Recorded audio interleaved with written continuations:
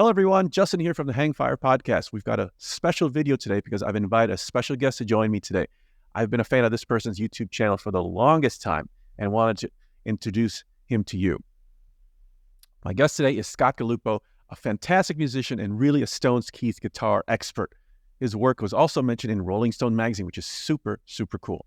If you're a guitar player, this talk is for you. So with great pleasure, we'd like to welcome Scott to Hang Fire. Scott, welcome. How are you? Justin, thank you for having me. I love talking about my favorite subject.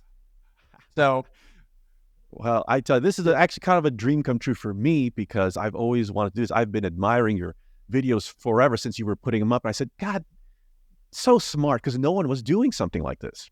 Well, I'm gratified that you were doing what you were doing, because there is a vacuum of knowledgeable coverage of the Rolling Stones. For like, the whole reason I did, there's like a short story and a long story for why I did it. The short story is that Keith is the one who came up with the idea of riff cousins himself. He came up with that term. I think it's in my notes. I'm so glad you mentioned it. Yeah, I think it was 94. He was talking about, it's for Voodoo Lounge promotional interviews, and he was talking about Love Is Strong. He's like, it reminds me of Wicked as It Seems, which I played last year. And he's like, all my riffs are like, they're like cousins. So I thought I was off to the races.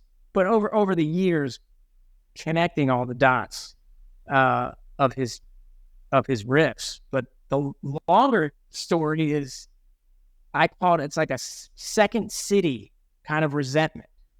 I'm from the Philadelphia area, and I guess Philadelphia would have like third city resentment. But the Stones for as big as they are, and as recognizable as their brand is, they were never as big, certainly were never as big as the Beatles. And probably they're still not. They weren't as big as Led Zeppelin or Pink Floyd. But they've always just kind of hung around and been very successful. I mean, don't take nothing away from them, but they were never like numero uno. And but this really was underscored for me after Charlie died, and in the wake of all the things that were written about Charlie. I was like, you people aren't listening to. You don't listen to the band. If you have, it's just the hits, and then you stopped after 1981, or you never looked at the catalog past 1981. So the band is somehow, despite its popularity and its longevity, is still chronically underrated and insufficiently understood. If that makes any sense. And I think that's beautifully put. And that's true of Charlie's playing and Keith's playing as well. And they do very little to dispel or to fill in these. They don't. Charlie certainly never liked to be interviewed. If you talk to anybody, it was other drummers.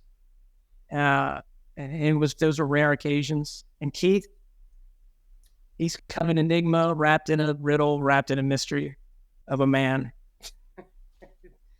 The older he gets, the less he says. So we got to look at the songs.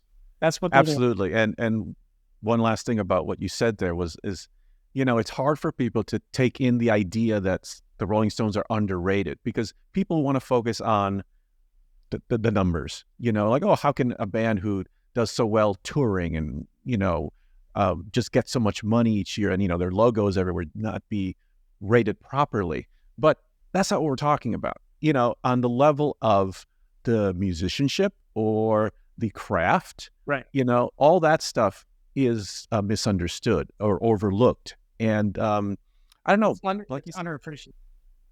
Yeah, totally. And there hasn't been much of an army, so to speak, of any group saying, but take a look at this and take a look at this, which is why I was like, when your channel came up, I was like, finally, someone is doing the work. One. He's one person.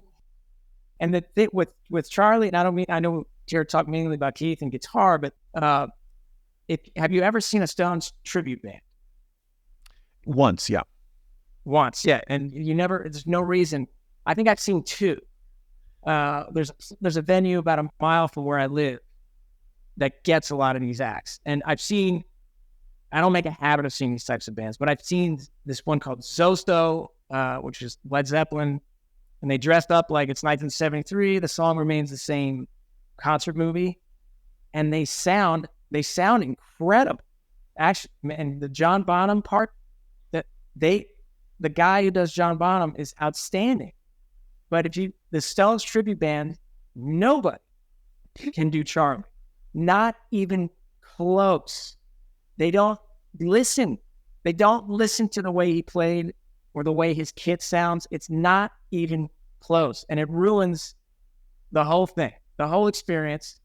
And I mean, if you have a couple $1,000, you can get Keith's sound reasonably close. You're not going to play exactly like he does, but you can get pretty close.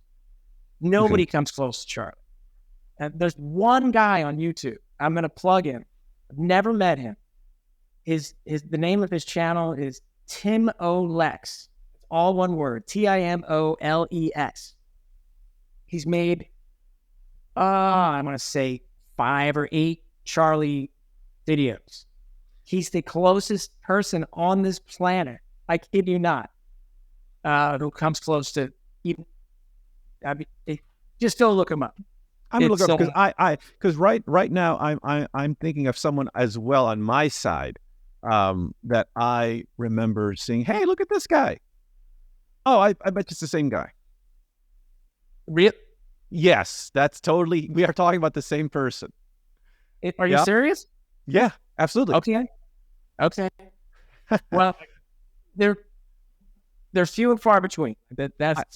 I've commented on his videos saying, do more, because, there was a couple of videos where he was doing, what they call on YouTube, drum covers, where they'll play the song in the background and then he'll play to it.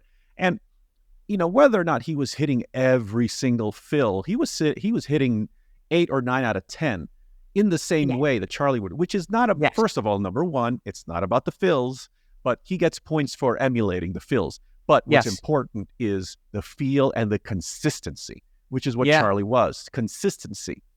Yep.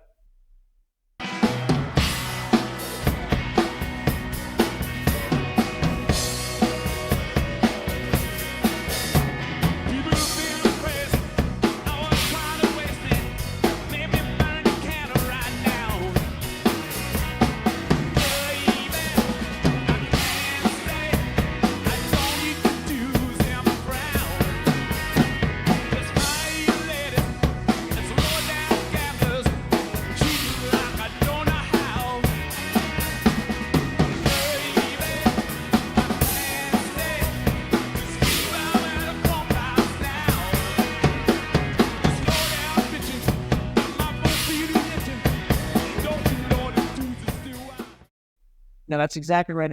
But the fills they're unorthodox, and nobody played like him. He was never formally taught, and he never. The thing that irritated and irked me was the people who said that he was just simple and steady and minimalistic, and it's what he didn't play and what he left out. I'm like, no, you drummer, you sit down and do it for me, right? You can't do it. Listen to Start Me Up. He barely ever repeats himself. The whole track. He almost never repeats himself. And it's busy. Such a good point. Start Me Up can so be written off very easily, and I get it, why it would be. But sit down with it and try to transcribe any of the parts. Steve Jordan doesn't do a particularly great job on Start Me Up. I hate to say, there's certain things that he's just fine, and like 19 Nervous Breakdown, he sends that into a different, that goes into orbit when he's on it. Yep. But Start Me Up, I'm kind of like, that's where I really miss Charlie.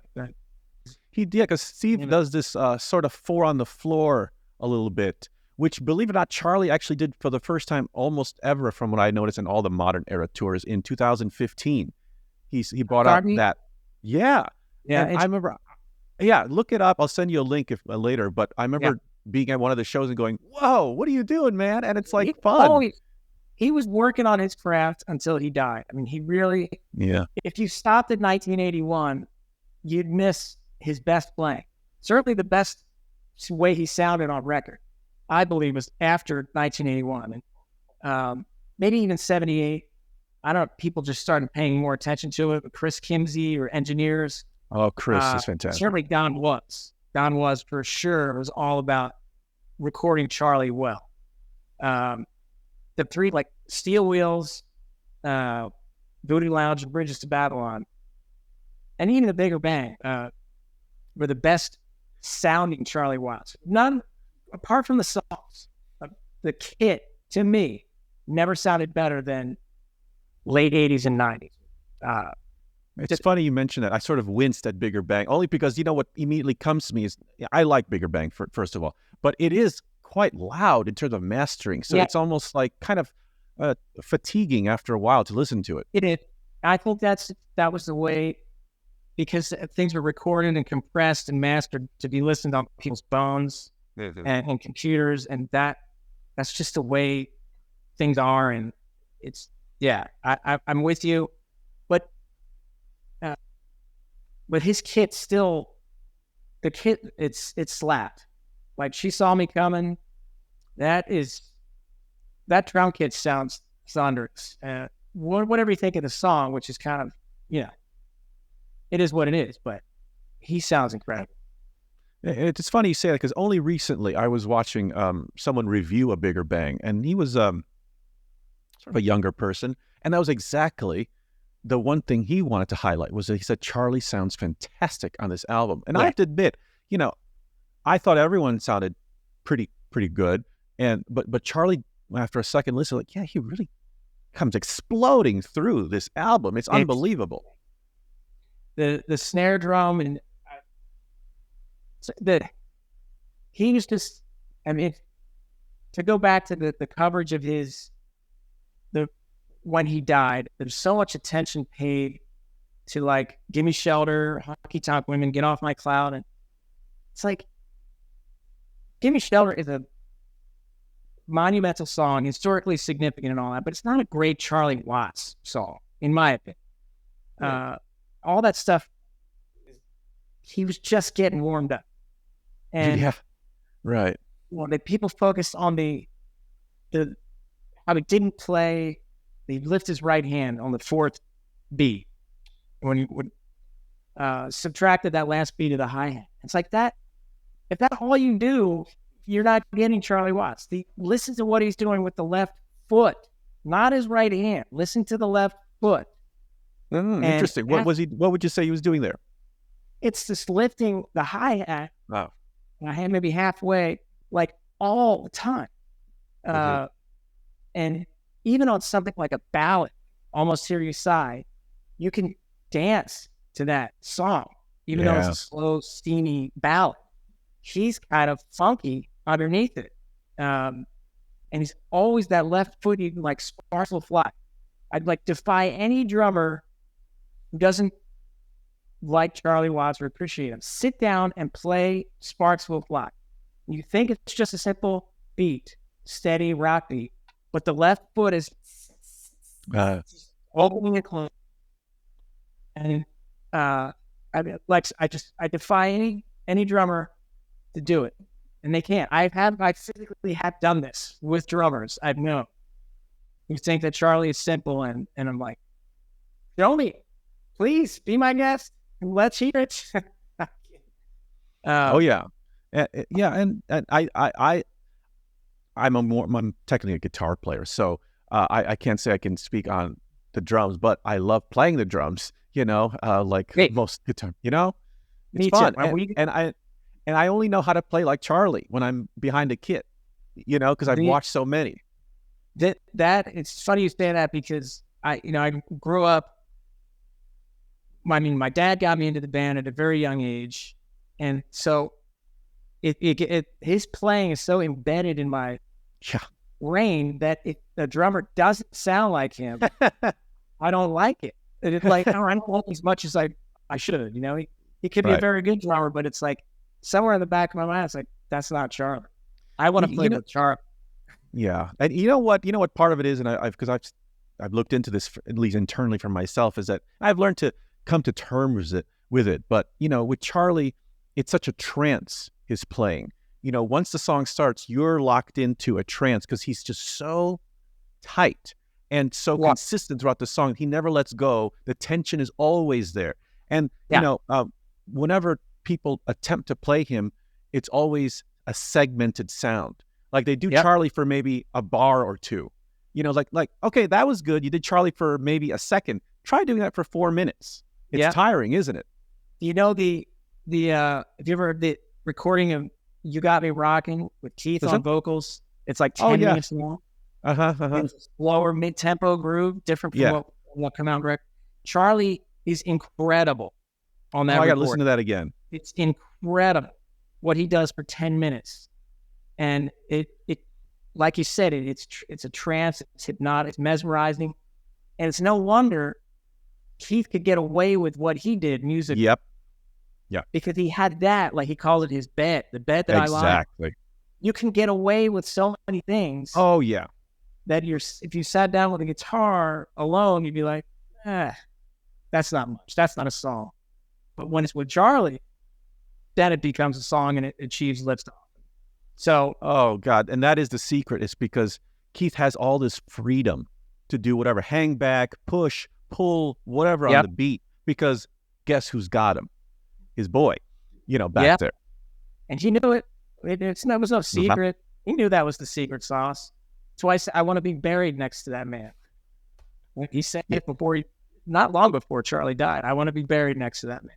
Oh my God, that's beautiful. I didn't know that one. I don't know if speaking of "You Got Me Rocking," they just put out a lyric video for that song recently. And I don't know if it was a new interview or a new little blurb, but I saw in the social media they put a quote from Keith who explains the genesis. Did you see him explain the genesis of that song? And he said that it was written on piano like a Little Richard song. Yes, I didn't know the Little Richard, that bit was new, but he did. You're probably quite a bit younger than I am, but in the 1994, there was this little special on VH1, and that then Dan Aykroyd hosted, and it was part comedy, part promotion. They were rehearsing at RFK Stadium in Washington D.C. before the tour opened. Oh, I've seen it on YouTube. Yeah, I don't know. Well, go ahead. Dan Aykroyd was talking about "You Got Me Rockin'," and Keith did mention in that moment, he's like, I wrote that on piano, and then when I got it on guitar, then I realized I got a good one. So I didn't know that he started that on piano, but I don't think I knew the detail that it was more of like a Little Richard groove, which is interesting. Can you imagine hearing that demo? I mean, there's so much. I don't want them to die, really, like ever. But if that's what it's going to take to really unlock the vaults, and I don't know, maybe they never will. But yeah, I mean, there's so much in there that we haven't. I mean, it's just the tip of the iceberg that we've heard. Let's have a promise right now that whenever a moment opens up, that it's going to be a little bit of a brigade breaking into the vault. You and I in front of that army. You joke, but we could do a better job than one does it. Do you remember they put out, I think it was 2005 or 6, when Starbucks tried to get into the physical. Oh yeah, Rarities? Yes. And the liner notes to Rarities? I don't remember it. An abomination. How many factual errors were in there? Oh, were I there? believe that if you look that thing up on Amazon, I think the review at or near the top is still there from back then. And it goes song by song in all the errors that are little liner notes. And it's hilarious. I'm going to link it to you, I'll send it to you and you can post it. That's hilarious. Yeah, do that, because I'm gonna edit in some text on this video, so that'll be great to put that on top of this. The fans, I mean, Gaza at Rocks Off with the set list archive and everything, we could do a better job at certain aspects of tending to their legacy than the people who are actually getting paid to do it. And I'm dead serious. I'm not just saying that. I really believe it. And a shout out to the webmaster. I don't know if you've ever been to timesonourSide.com. Have you ever visited that website? Absolutely. Right? Tremendous. Like it's a must have resource for Stones fans. And I'm in contact with the webmaster there, Ian. And so he's also big on the studio sessions, and he's definitely in the know. So like within this group, we have people who can do a fantastic job when that, if a moment comes up, we're like, hey, you know what? We might do something with all this old stuff. And all I can say is you better. I'm 100% with you. And hey, if they happen to watch this and they're looking for somebody, I would work cheap. Like by cheap, I mean free. Can you imagine? Yeah, it would take a while because the first week would just be us listening to everything just for ourselves. Yeah. Yeah. I mean, sometimes they're not even the best judge of what's been wound up on records. I think they totally do. But don't you remember? I'm to the viewers, we're going to get back on track soon. But when you have someone who's like-minded, it's like, where have you been? Which is what's happening right now. But I don't know if you heard about this, but apparently about 10, 15 years ago, Don was trying to get together a little expanded Rarity. I guess this was before Rarities came out, but he wanted to do a 2 CD outtakes set on all the stuff that's been left over. Do you remember that? Yeah, I know that's been talked about and brooded about, whatever. I think it would be, I think they are waiting until the demise of the principals of the band before something like that happens. And I understand that. There's a new album like around the corner. And that's what they're focused on. Yeah. And, you could, I'm just speculating, but, I'm sure the principals, primarily one in particular, is very careful about having how many different versions of the Rolling Stones are out there for consumption, That gets at the rub of why I think they haven't released more material, is because of the disagreement between the two of them of what they should sound like now in the 21st century, or even is it even necessary for us to do a new album? Because people who show up to see the shows don't care a whole lot about non-hits or deep tracks. So I get their reluctance, but at the same time, they're also insistent on playing the biggest shows that they can, and you're necessarily inviting more people into your midst. So you can't complain about a lukewarm reception to deep cuts and also want to play stadiums. It's either or. If you wanted to play the set list you wanted, you would play smaller shows. But they the last 20 so years of touring has been like a victory lap. And how many places on earth have we not played? Right. Getting to Mumbai, Shanghai, Hong Kong, Israel. How many bands do that? U2.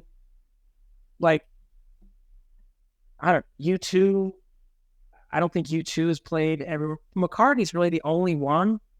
I guess. Springsteen plays United States, Europe, Australia. That's it. Basically the Anglosphere plus Spain and Italy.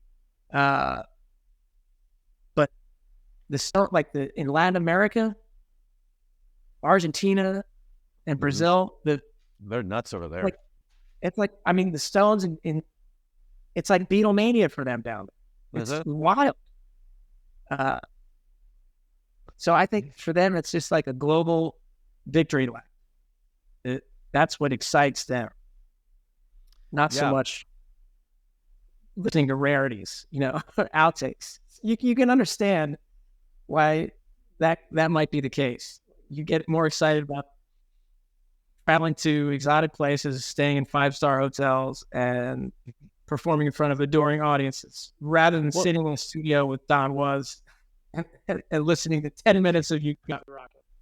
Well, you know that we can expect these two things to happen in the very near future, which is the announcement is made that we've landed on Mars, and the second announcement is that the Stones are going to play there.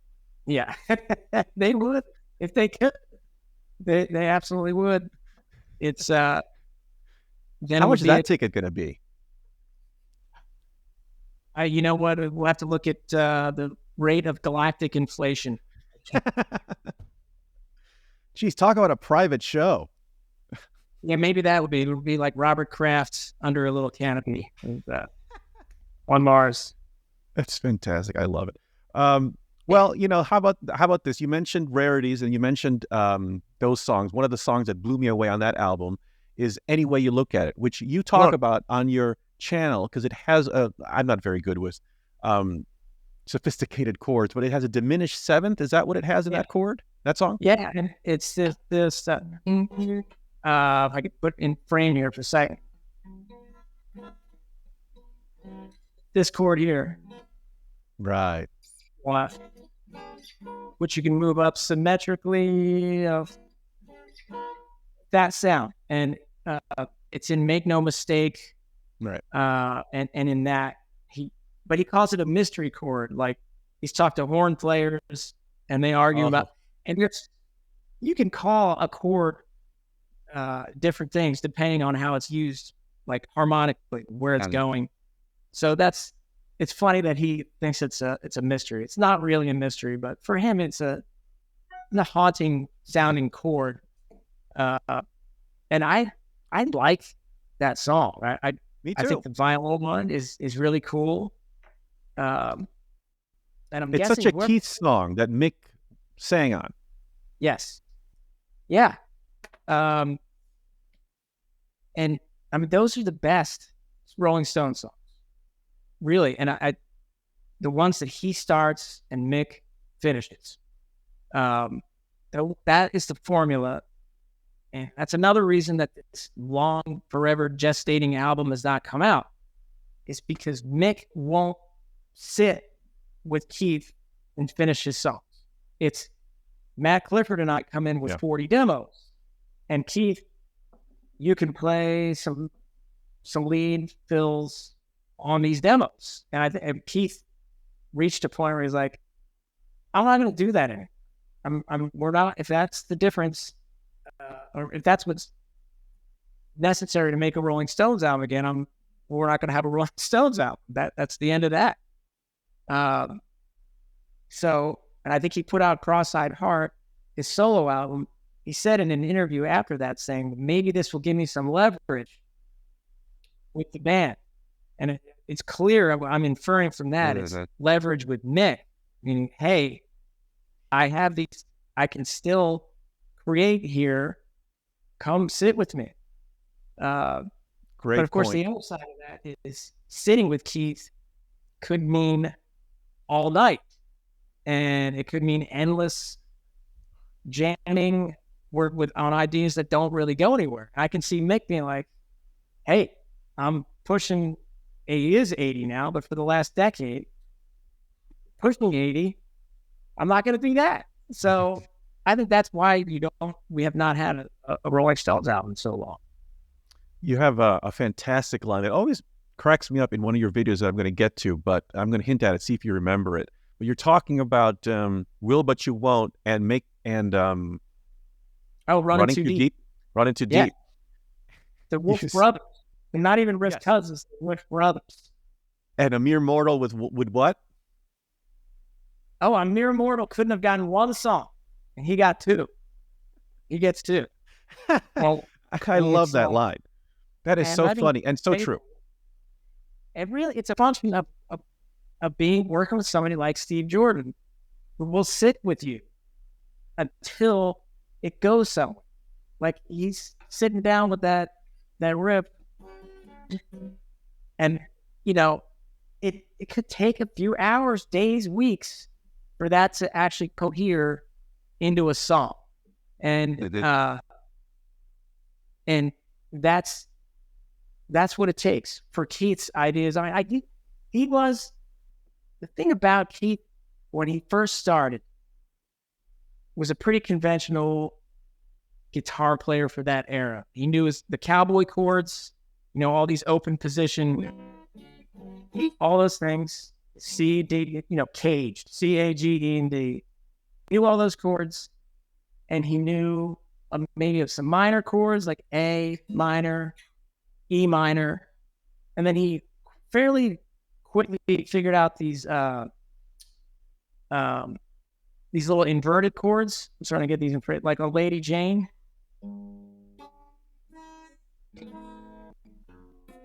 It's like sticking thumb on the low E string. So this is an E7 over G sharp. This is D7 over F sharp. These slash chords. So somebody showed him those. And then he did the Chuck Berry riffs and licks and maybe some Scotty Moore. And then I think I don't want to use this phrase, hit a wall. But he says in his memoir that he did sort of hit a wall as a guitar player. It felt like I'm not learning anything anymore. There's got to be more to this instrument than what I've been doing up to this point. And that's when he got into the open tunings. And it's not clear how he got into them or who showed them. But it was because open D and E came first. And he worked with those for a while. We don't know how long. And it could have been it's Don, who's the guitar player in the Everly Brothers. I guess it's Don Everly. Phil with the other one. But Don Everly played in open E. And they toured with the Everly Brothers in 63. Oh, wow, so cool. He could have been exposed to open tuning, maybe not on that tour, but soon after that. And then there's a guy who wrote a book about Brian Jones named Paul Trinka, who notes that Brian Jones played Little Red Rooster. His slide part was an open G. So he had been exposed to open G fairly early on.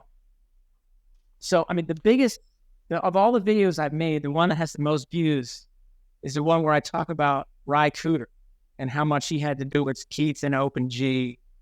On the extreme view on that is that, Keith ripped him off. Right. Which I think is just like patently absurd. It's a little bit of an easy out to just simplify it like that. Before we get into open G, I actually have a quote that actually is about all this stuff, because that is part of the stuff that I wanted to, talk shop, is that, out of all the artists and bands out there, Keith has always been very adventurous with how to present the guitar. He's almost like a little bit of a guitar scientist or something, because he's always re-experimenting. And this is a quote that I found on Times on ourside.com, I believe. But he says, during that long layoff between the buttons, I got rather bored with what I was playing on guitar, like you were saying. Yeah. Maybe because we weren't working, and it was part of that frustration of stopping after all those years and suddenly have nothing to do. So my playing sort of stopped along with me. Then I started looking into some 20s and 30s blues records. Slowly, I began to realize that a lot of them were in very strange tunings. These guys would pick up a guitar, and a lot of times it would be tuned in a certain way. That's how they learned to play it. It might be some amazing sort of mode, some strange thing. And that's why for years you could have been trying to figure out, some guy does this lick, and then you realize that he has this one string that is supposed to be up high, and he has turned it down an octave lower.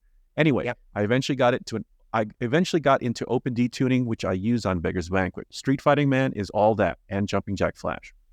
Yeah.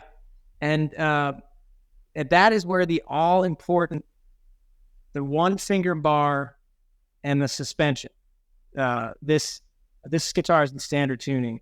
But this thing here, where this finger bars, 3 or 4 strings, and then these 2 fingers play a suspension. And Street Fight, he started doing that before the open tunings. He actually started, it was on 19th Nervous Breakdown. Oh, yeah, he started that. I would love to know, if I could met him, spoken to him, where did you learn that? Because nobody really was doing that. I don't know for sure. I tell you, it's what is it called? Not Fools Rush In. It's a Ricky Nelson song with James Burton. He has that lick in there. Is that James Burton? Is that I'll right? say, I have to check the dates though, because I don't know. No, but that would make sense. Yeah. Yeah. I got to send it to you. Please do, because that would be. I never put it together. Because I just thought, oh, this is just a lick that everyone shared. But you're right. It's very specific.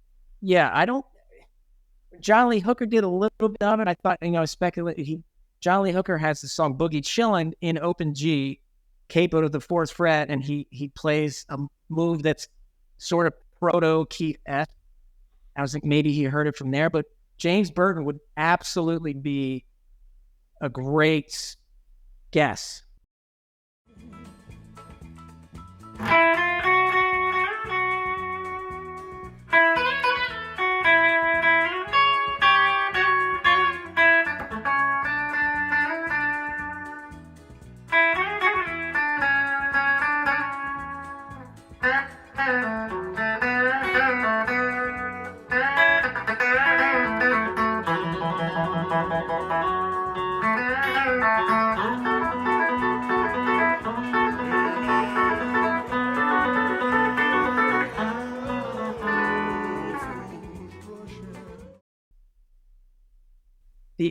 The other one is when he's in standard tuning, instead of doing this stuff, he just goes like this, like the Beast of Burden move. That one, I think he opted from Steve Cropper, the guy, Stax Records, Soul Man, Otis Redding. I think that is a Stax Records Steve Cropper move. If I had to guess. Do a video on this. I'm trying to look at my notes here. Because I have some notes that I wrote about that. But I definitely want to mention what episode it's from. Do you remember what episode number it is? Episode 2. I want to say that's 2. Don't lock me down on that one. And I think it occurred to me later. I had speculated in the video that it might have been Jimmy Page, because Jimmy Page was on Live and Love and Made. He's like, and then also there's another Zeppelin song, Communication Breakdown. That so the move was in there, but it wouldn't make sense for Keith to have gotten it from Jimmy Page. I want to retract it. Interesting, because I love those points you were bringing up, and maybe we just have to check the dates on it, because I wouldn't be surprised. I mean, that sounds very plausible to me. It may be. I mean, he loves Jimmy Page. He reveres Jimmy. He does not like Led Zeppelin. Right. But he likes Jimmy. What do you say? The name they were aptly named as a band, he says. Yes, yeah. They never took off for him. Keith could have been really incredibly ungenerous sometimes, until his head injury and he wrote the book. Since then, he's become a lot kinder and gentle, which is a function of getting old. But for him, it took a long time to stop being kind of a horse's ass about things like that. When you're that age, you don't need to be slagging Led Zeppelin. I mean, it's ridiculous. I'd say I'm a Keith fanatic. Don't get me wrong. But when he's 60-something years old, still talking about basically saying Led Zeppelin sucks. I mean, it's kind of ridiculous. But he has knocked that stuff off a lot. That always rubbed me the wrong way. And it's almost like, okay, if this was 1970, whatever, I could see you having a little gusto about this and have an opinion on this. But, everyone did well. So let's all just, take it easy here. Yep. Right. And Jimmy has said nothing but praise for the Stones. If I could, I want to use Jimmy as a bridge into Open G topic. But speaking of Jimmy Page, one of my favorite quotes ever from him, that's probably the only quote I remember attributed specifically to the Stones. He has this fantastic quote where he says, he's talking about Keith Richards, and he's saying, this is from like 1974, or that must have been 5, because around the time It's Only Rock and Roll came out. I don't know if you remember this quote. He says, he's talking about, it's a shame that everyone wants to focus on his private life and stuff like that and his personal issues. It should be all about the music. And he says, all you have to do is listen to Dance Little Sister, and you can forgive the guy for anything. I had seen that quote. Yeah. And hell yeah, I love that quote because Dance Little Sister is a favorite of mine. And I've talked about it on my channel. It's nothing on paper per se, but that doesn't mean it's not good. It's nothing if you were to sit and play guitar alone. But if you have Charlie Watts underneath you, then you achieve liftoff. That's something. There's not a secret sauce here. It's a very open source sauce. And it was Charlie Watts. It's Charlie Watts. I also have Taylor playing lead is that all helps. But Jimmy seems like a kind, gentle sort of soul for all of his private life and drugs and black magic and all that. He seems like a gentle kind of a creature, whereas Keith's a shy boy. He's a shy boy. And what does it say about Keith? Because in that same clip of him knocking Zeppelin, he'll say, "Love Jimmy Page, very shy boy." He even calls so a shy boy calling another guy even shyer tells you how much you need to know about how shy Jimmy Page is. He's a shy boy. I except when he was got liquid or other powder courage, then he stopped being shy. But besides Jimmy, John Paul Jones was also a London session guy. Worked on, I think he did the string arrangement for "She's a Rainbow." Jimmy Page did? No, John Paul Jones. Oh, I see. Oh, is that right? Yeah, he didn't play. Nicky Hopkins plays the piano part, but I believe that John Paul Jones does the string arrangement, the orchestra. So that's really cool. Jimmy and John Paul Jones were London guys, session guys, because Jimmy played on sessions too. So I think he had, for Keith, those are respected London cats. Whereas Robert Plant and John Bonham, he called them know-nothing Herberts from the Midlands. So there's a London bias at work in there too. Ah, interesting. I love that. That's very interesting. And there's a little bit of that with the Beatles in Liverpool when Mick did the induction speech for them. It was George and Ringo for the Rock and Roll Hall of Fame in 1988. John obviously is gone, but Paul wasn't there either. I think there was some kind of disagreement with Yoko. So it's just George and Ringo. But Mick talks about first hearing of the Beatles, and he's like, and they're from Liverpool. And it's like these guys who were from London and Mick, growing up middle class. I think the idea of Liverpool was like they're from Pittsburgh or Akron, Ohio. Like this made no sense. Does not compute. Something that great should not have been coming from Liverpool, and they shouldn't have beaten us to the punch. Right. I've always been an outsider on understanding the class thing or the city or the town rivalry about it, because I mean only recently I've been trying to put myself in that position, and as I'm reading Keith's book now, you can't help but be immersed in that in the beginning of the book. He is painting quite a picture of Dartford and all that stuff, and so now you feel like, holy crap, it is two different worlds. It sounds like. Obviously I've only ever lived in the United States, and they're a different generation, but I think not only between London and Northern England, but I think Mick's upbringing versus Keith's was quite a bit different.